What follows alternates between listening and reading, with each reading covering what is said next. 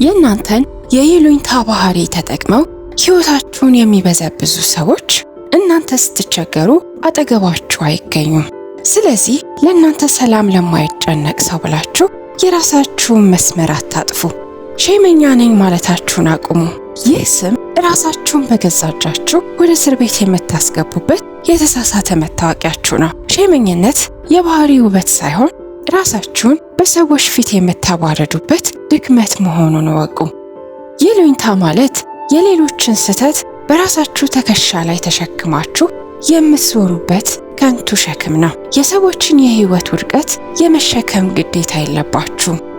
ሰዎች እንዳይቀየሟችሁ የምታሳዩት አላስፈላጊ ይሉኝታ ደግነት አይደለም፣ ራሳችሁን የመከላከል አቅም ማጣት ነው። አይሆንም ስትሉ የሚቀየማችሁ ሰው ከእናንተ የሚፈልገው ጥቅም እንጂ ክብራችሁን እንዳልሆነ ተረዱ። ሰው ምን ይለኛል ብላችሁ የምታባክኑት እያንዳንዱ ሰከንድ የራሳችሁን ህልም የምትገሉበት መርዝ ነው። ሰዎች ስለ እናንተ ያወራሉ፣ ይረሳሉ። ህይወቱ ግን የእናንተ ብቻ ነው።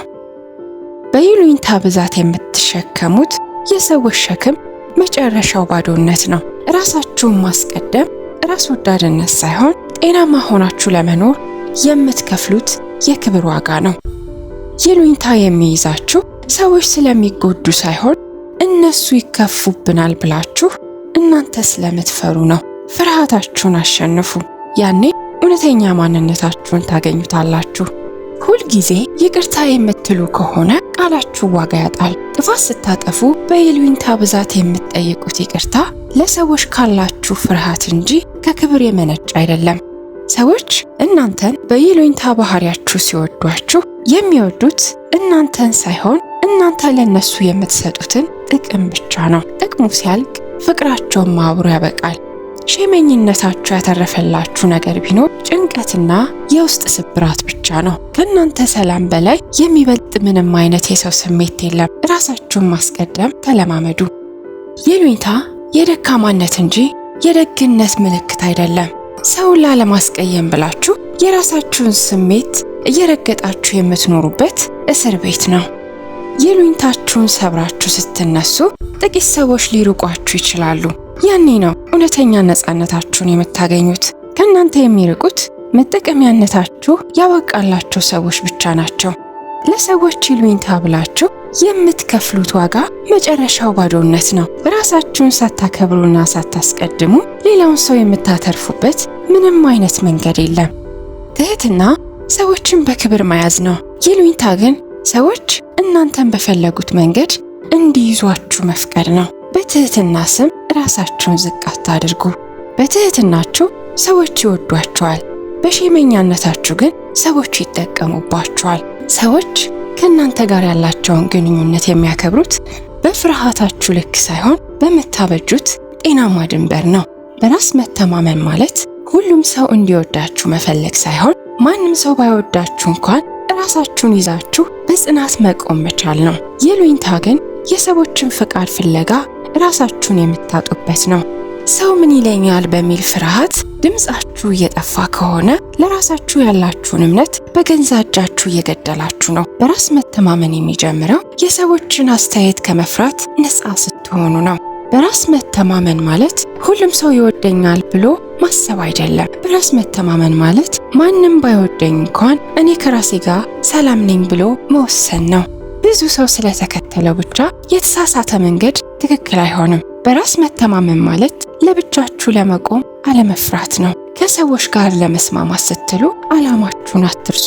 ብቻችሁን ብትሆኑ እንኳን በእውነትና በስኬት መንገድ ላይ ስትቆሙ ጊዜው ሲደርስ የሚከተሏችሁ መሪ ትሆናላችሁ። ብዙዎቻችን ይሉኝታን ከትህትና ጋር እናቀላቅለዋለን። ትህትና ሰዎችን ማክበር ነው። ይሉኝታ ግን ሰዎችን ፈርቶ ራስን ማዋረድ ነው። ጎጂ ለሆኑ ነገሮች አጉብጉቦ መኖር ጨዋነት ሳይሆን የውስጥ ፍርሃት ነው። እውነተኛ በሳል ሰው ሰዎችን ያከብራል፣ መብቱን ግን አሳልፎ አይሰጥም። በራስ መተማመን የሌለው ሰው መሳሳትን ስለሚፈራ አዲስ ነገር አይሞክርም። በሳል ሰው ግን ውድቀትን እንደ ጠላት ሳይሆን እንደ መማሪያ ያየዋል። ውድቀት ማለት ጉዞ ማቆም ሳይሆን አሰራርን ቀይሮ እንደገና ለመጀመር የሚሰጥ ሁለተኛ እድል ነው።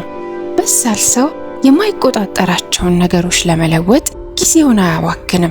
የሰዎችን አፍ፣ አስተያየትና ጥላቻ መቆጣጠር አትችሉም። መቆጣጠር የምትችሉት ለአስተያየታቸው የሚሰጡትን ምላሽ ብቻ ነው። በሰዎች ባህሪ መናደዳችሁን ስታቆሙ በራሳችሁ ላይ ሙሉ ስልጣን ይኖራችኋል። የእናንተን ዋጋ እንዲነግሯችሁ ሰዎችን የምትማጸኑ ከሆነ ሁልጊዜ የእነሱ ተገዢ ሆናችሁ ትኖራላችሁ። በራስ መተማመን ማለት የሰዎችን ጭብጨባ አለመፈለግ ነው። ውስጣዊ እሴቶቻችሁን ስታውቁ ማንም ባያደንቃችሁ እንኳ የመኖራችሁ ትርጉም አይቀንስም። ለሁሉም ወሬ ምላሽ መስጠት የለባችሁም። ለትናንሽ ትችቶች መልስ ለመስጠት መሞከር የራሳችሁን ውድ ኃይልና ጊዜ ማባከን ነው። ዝምታችሁ የፍርሃት ሳይሆን ይህ ወሬ ለኔ ደረጃ አይመጥንም የማለት የበላይነት ማሳያ ነው። በሳል ሰው ጊዜው ውድ መሆኑን ያውቃል። በይሉኝታ ምክንያት በማይጠቅሟችሁ ሰዎችና ጉዳዮች ጊዜያችሁን የምትሰጡ ከሆነ የራሳችሁን ሕይወት በነፃ ሸጣችኋል ማለት ነው። በራስ መተማመንን የሚያጠፋው ትልቁ በሽታ ራስን ከሰው ጋር ማወዳደር ነው። የሌሎችን ስኬት ታይታችሁ የራሳችሁን ጉዞ አታሳንሱ። የዛሬውን አበቃን።